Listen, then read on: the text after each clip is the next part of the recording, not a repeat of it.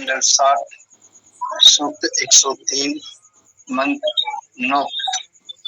ओम देवहितिं जुगुपत्लादसस्य ऋतुं no नरो न प्रामिनस्यते संवत्सरे प्रावस्यागतायां तप्ता धर्मा अश्नुवते विसर्गम्। देवहितिम, जो देव हितकारी है, जो देवों का हित करने वाला है। जुगु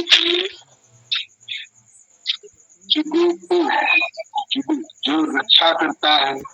द्वादशस्य 12वां ऋतु मृत्यु को नरो मनुष्यों के लिए न प्रामिनन्ते, जो भली प्रकार से मिनन्ते व्यर्थ नहीं जाने देना। मिनन्ते, जो देवगणों का हितकारी देवगण हमारी रक्षा करते हुए 12वें ऋतुओं को मनुष्यों के लिए भली प्रकार से व्यर्थ नहीं जाने देते। संवत्सरे, एक वर्ष की 12वीं ऋतु बात हो रही। प्रावस्यागतायाम, प्रावस्या ब्रस धातु हो गए थे, यहाँ पर वर्षा के लिए आ गया। आगतायाम, आने पर। आगतम प्रावसी, वर्षा काल आने पर। तप्ता धर्मा, तपस्वी लोग अपने धर्म के अनुसार। अश्नुवते विसर्गम, व्रतों को धारण करते हुए निर्वाह करते हैं।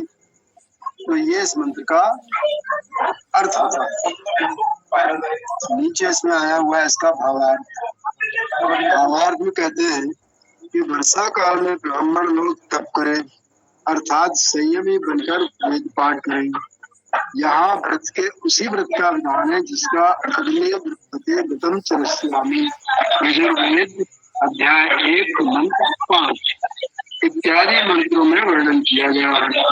इसके पश्चात यह बात भी सिद्ध होती है कि वैदिक समय में ईश्वरार्चन केवल वैदिक सूक्तों द्वारा ही किया जाता था। अर्थात जो सूक्त ईश्वर के यज्ञ का वर्णन करते हैं उनके पढ़ने का नाम ही उस समय ईश्वरार्चन था। ये वैदिक समय की बात बता दी उन्होंने। जो ईश्वर के प्रतिनिधि बनाकर इस समय में मृण्मय देव पूजे जाते हैं, मालूम होता उस समय भारतवर्ष में यह प्रथा नहीं थी।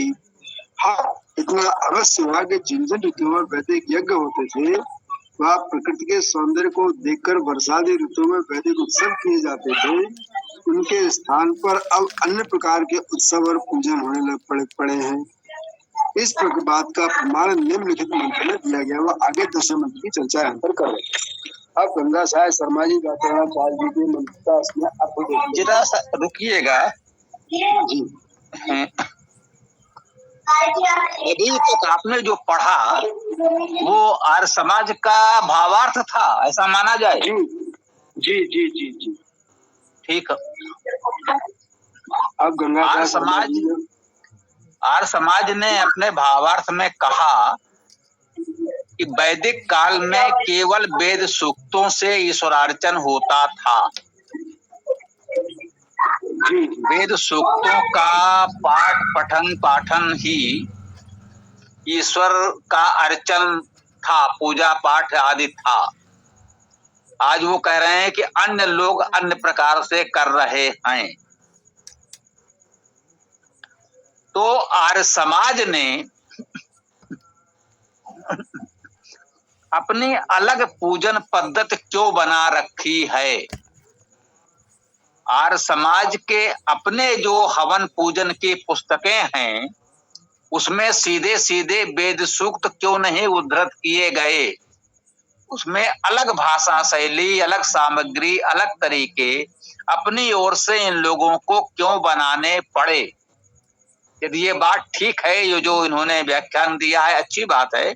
मुझे लगता है यार समाज के नियमों के साथ इसको भी वहां रख लिया जाए, जोड़ दिया जाए। यही हम कह रहे हैं कि वैदिक काल में वेद का पठन पाठन ही एकमात्र धर्म था। वेद का पढ़ना पढ़ाना ही परम धर्म है, जो हमें नियम में बताया गया है। तो जो हवन पूजन की पुस्तकें और समाज में प्रचलित हैं, वो किसी ने कैसे भी लिखी लिखवाई पता नहीं, वो तो अब हम जान नहीं सकते, उसका कोई आधार हमारे पास नहीं है प्रमाण खोजने का। लेकिन उसमें ऐसा नहीं है कि सीधे सीधे वेद सूक्त संकलित कर दिए गए हों कि हाँ भाई इन सूक्तों को पढ़ा जाए, उनका अर्थ व्याख्यान किया जाए और इस प्रकार से हम ईश्वर स्थित उपासना करें, संध्या करें, यजन करें।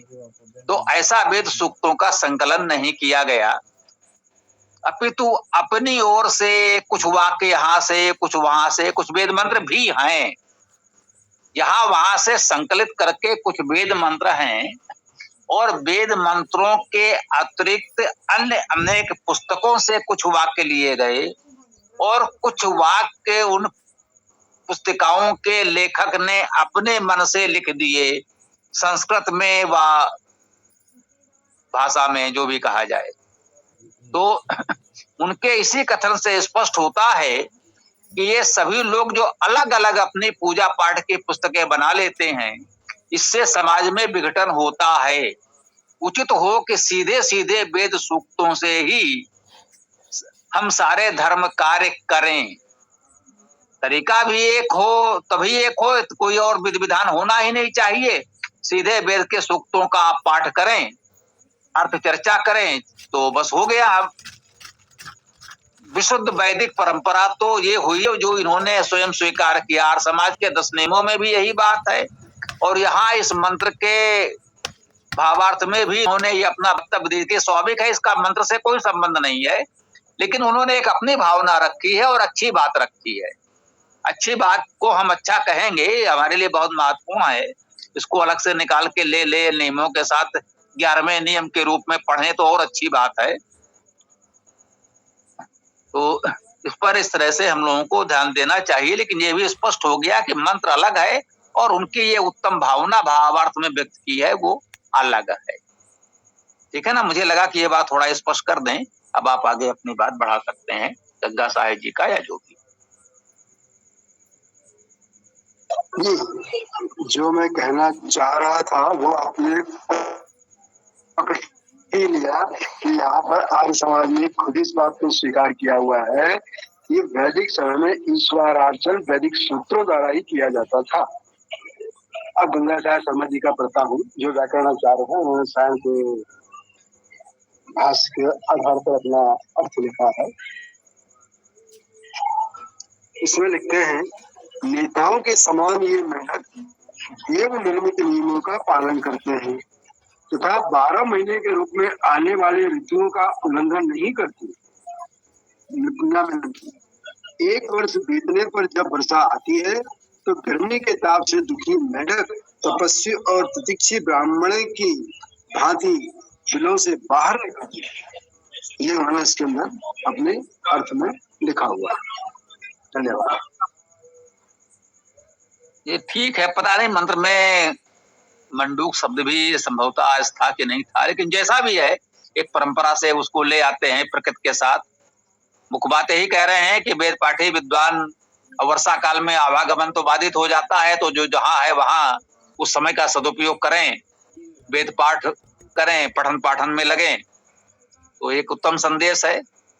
अब वो प्रकृति से जोड़ करके कि हाँ भाई वर्षा काल में जैसे मेढक बोलने लगते हैं, वैसे ही वेद पाठी ब्राह्मण भाई सब अपना अपना पाठ करेंगे, मेढक अपना पाठ कर रहे हैं और वैदिक विद्वान वेद पाठ करेंगे, स्वाभाविक है, उस रूप में प्रस्तुत किया गया है, तो ये अच्छी बात है। तो आगे आप लोग अपनी बात रख सकते हैं।